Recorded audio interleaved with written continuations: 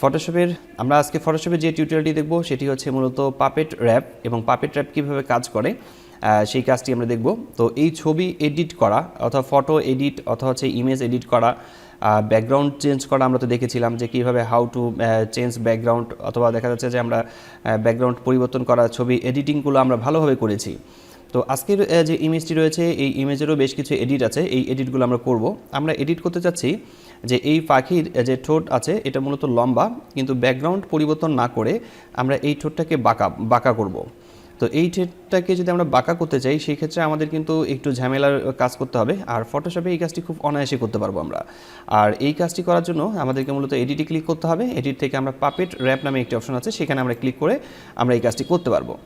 কিন্তু এই অবস্থাতে কিন্তু পাপেট র্যাপ অপশনটি কিন্তু কাজ করবে না, কারণ হচ্ছে পাপেট র্যাপ কথাটি হাইড হয়ে আছে, কারণ হচ্ছে আমাদের যে ছবির লেয়ারটি রয়েছে এই লেয়ারটি কিন্তু লক করা আছে।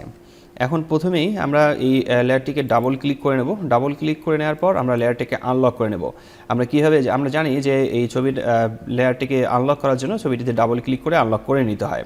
তো এখন আমরা তো জানি যে ব্যাকগ্রাউন্ড কীভাবে চেঞ্জ করতে হয়, ব্যাকগ্রাউন্ড চেঞ্জ করার নিয়মকানুনগুলো আমরা তো দেখেছিলাম, আরও বেশ কিছু টিউটোরিয়াল রয়েছে সেগুলো তো আমরা ব্যাকগ্রাউন্ড চেঞ্জ করার নিয়মটা দেখব। তো আজকের টপিকটাই কথা বলি, সেটি হচ্ছে মূলত এডিটে ক্লিক করছি। এডিটে ক্লিক করার পর আমরা এখান থেকে পাপেট র্যাপ নামে একটি অপশন আছে, সেখানে আমরা ক্লিক করলে আমরা ছবিটির একটু দেখতে পারবো, চেঞ্জ দেখতে পারবো। তো এই ছবির চেঞ্জ দেখতে পাচ্ছি এবং হচ্ছে আমাদের মাউস পয়েন্টারটি মূলত এটি পিনের মতো চলে আসছে। এই পিন হচ্ছে মূলত পিন করে দেয়া। যেমন আমি যদি কোথাও পিন করতে চাই, যেমন আমি এই ঠোঁটটাকে বাঁকাতে যাচ্ছি, আমি ঠোঁটটাতে ক্লিক করলাম, পিন করলাম। এখন যদি আমি এটাকে মুভ করি তাহলে পুরো ছবিটা কিন্তু মুভ হবে। যেমন আমি এখানে বাম বাটন চেপে ধরে মুভ করছি নিচের দিকে, কিন্তু ছবিটা মুভ হয়ে আসতেছে।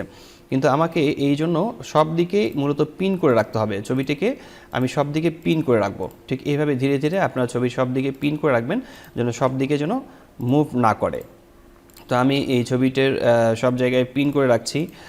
পিন করে রাখার সময় একটু বেশি পিন করতে হবে, কারণ হচ্ছে পিন করে রাখলে ছবিটি মুভ করবে না এবং হচ্ছে খুব ভালোভাবেই এডিট করা যাবে। আমরা এই ছবিটিকে খুব সুন্দরভাবে এডিট করতে পারবো। আমরা বিভিন্ন ধরনের টিউটোরিয়াল নিয়ে কাজ করি, সেটি হচ্ছে কীভাবে ইমেজকে এডিট করা যায়, ব্যাকগ্রাউন্ড চেঞ্জ করা যায়, এই টাইপের কাজগুলো আমরা করতেছি।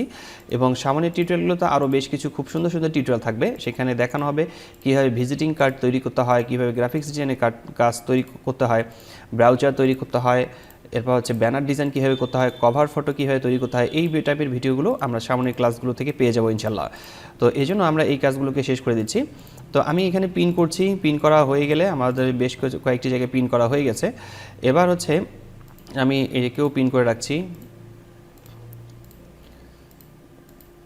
তো এরপর আমরা এই ছবিটিকে যেখানে যেখানে পিন করব সেই জায়গাগুলো মূলত নড়বে না, মুভ হবে না। এরপর আমাদের যেখান থেকে মুভ করা দরকার সেই জায়গাটাকে আমরা খুব অনায়াসে মুভ করতে পারতেছি। দেখা যাচ্ছে আমি ঠোঁটটাকে বাঁকাতে যাচ্ছি, আমার এখানে ঠোঁটটা আমার এখানে দেখা যাচ্ছে অলরেডি বেঁকে গেছে।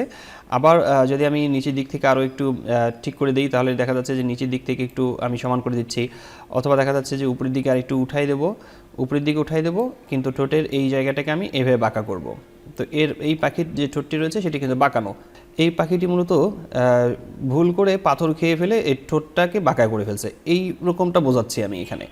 তো এখানে দেখতে পাচ্ছেন যে ঠোঁটটা বাঁকা হয়ে গেছে। এরপর আমি এখানে চেক মার্ক দিয়ে দিলে আমার এই ছবিটি মূলত বাঁকা হয়ে গেছে।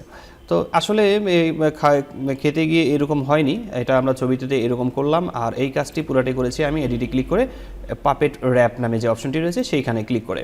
তো এই পাপেট র্যাপ ব্যবহার করে আপনারা মূলত এরকম ছবিকে এডিট করতে পারেন, ইমেজকে এডিট করতে পারেন, বিভিন্নভাবে এডিট করা যাবে।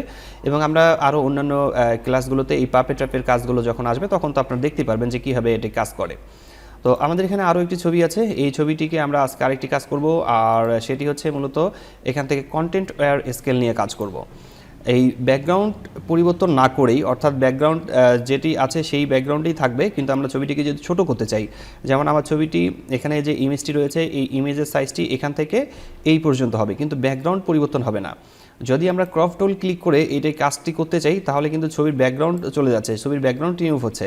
তো এই কাজটি আমরা এখান থেকে এভাবে না করে আমরা যে কাজটি করব সেটি হচ্ছে মূলত র্যাপ টেক্সট নামে একটি অপশন আছে,